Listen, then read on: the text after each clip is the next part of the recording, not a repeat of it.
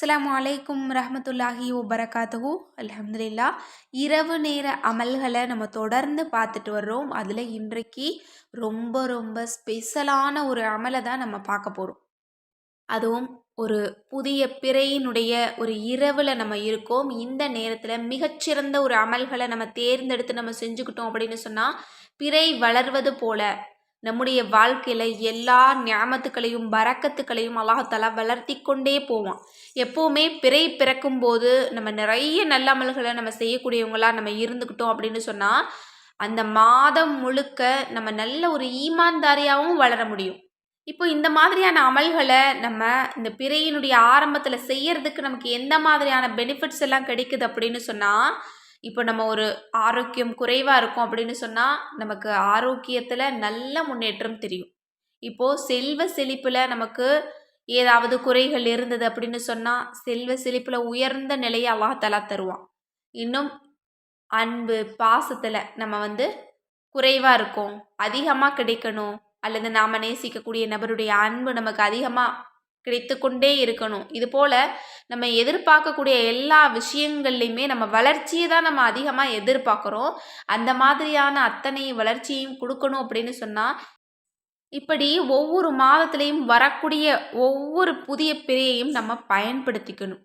எனவே இன்ஷா அல்லாஹ் ஒவ்வொரு சின்ன சின்ன அமல்களையும் நீங்கள் விட்டுறாதீங்க. அல்லாஹாலா அதில் கூட நமக்கு தலையெழுத்தை மாற்றி அமைக்கக்கூடும். எனவே ரொம்ப சந்தோஷமாக ரொம்ப இனிமையாக ஒவ்வொரு அமல்களையும் நீங்கள் செய்யுங்க. அதுவும் தூங்குறதுக்கு முன்னாடி ஒரு சின்ன அமல் நம்ம செய்தாலும் அல்லாஹ் ரொம்ப ரொம்ப சந்தோஷப்படுவான். ஏன்னா அந்த நேரத்தில் நம்ம ரொம்ப சிரமத்தில் நம்ம இருப்போம். ஏன்னா பொழுதுக்கும் ஏதாவது ஒரு வேலைகளை நம்ம பார்க்கக்கூடியவங்களாக தான் நம்ம இருக்கோம். அது யாராக இருந்தாலும் சரி, சின்ன பிள்ளைகளுக்கு கூட நிறைய வேலைகள் இருக்கும். அப்படி இருக்கும்போது அந்த உடல் வலியோட எப்படா போய் படுப்போம், எப்படா நம்ம தூங்குவோம் அப்படிங்கிற அந்த களைப்போட நம்ம இருக்கக்கூடிய அந்த தருணத்தில் நம்ம அல்லாஹவை நம்ம நினைவு கூர்றது அப்படிங்கிறது சுப்ஹானல்லாஹ், அல்லாஹ் ரொம்ப ரொம்ப விரும்பக்கூடிய முஸ்தஹப்பான ஒரு அமலாக இருக்கும். எனவே இன்ஷா அல்லாஹ் ஒவ்வொரு இரவையும் நீங்கள் பயன்படுத்திக்கோங்க. அந்த நேரத்தில் அல்லாஹவன் நினைவு கூர்ற விதமாக சின்ன ஒரு திக்ரு, ஒற்றை வார்த்தையை கொண்ட திக்ரையாவது நீங்கள் கற்று வச்சுக்கிட்டு தினசரி அதை ஓதிட்டு வாங்க. அல்லாஹ் தாலா உங்களோட வாழ்க்கையில் இந்த பிறை வளர்வது போல, இந்த இரவு தொடங்குவது போல அல்லாஹ் தாலா உங்களோட வாழ்க்கையில் நிறைய நலவுகளை தொடங்கி வைப்பான். இன்னும் உங்களோட வாழ்க்கையில் நிறைய நல்ல முன்னேற்றத்தையும் தருவான்.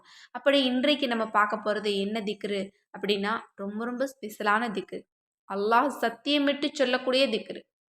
நபி அவர்கள் சத்தியமிட்டு சொல்கிறாங்க. எப்படின்னா, இதை கொண்டு கேட்டா அல்லாஹ் மறுக்க மாட்டான். அல்லாவும் சொல்கிறான், இந்த வார்த்தையை யார் கேட்டாலும் அவங்களுடைய துவாவை நான் கபூலாக்குவேன்னு சொல்கிறான். இதை விட நமக்கு வேற என்ன வாக்குறுதிகள் வேணும்? 2 பேரும் சொன்ன அந்த அற்புதமான திக்ரு என்ன அப்படின்னா, யா ஹையூ யா கையூமு பி ஹக்கி லா இலாஹ இல்லா அன்த சுப்ஹானக இன்னி குன்து மினல் ஸாலிமீன். நம்ம எல்லோருக்குமே தெரிஞ்ச நபி யூனுஸ் அலைஹி வஸல்லம் அவர்கள் மீன் வயிற்றில் இருந்து ஓதிய அழகான திக்ரு. அதுதான் லா இலாஹ இல்லா அன்த சுப்ஹானக இன்னி குன்து மினல் ஸாலிமீன்.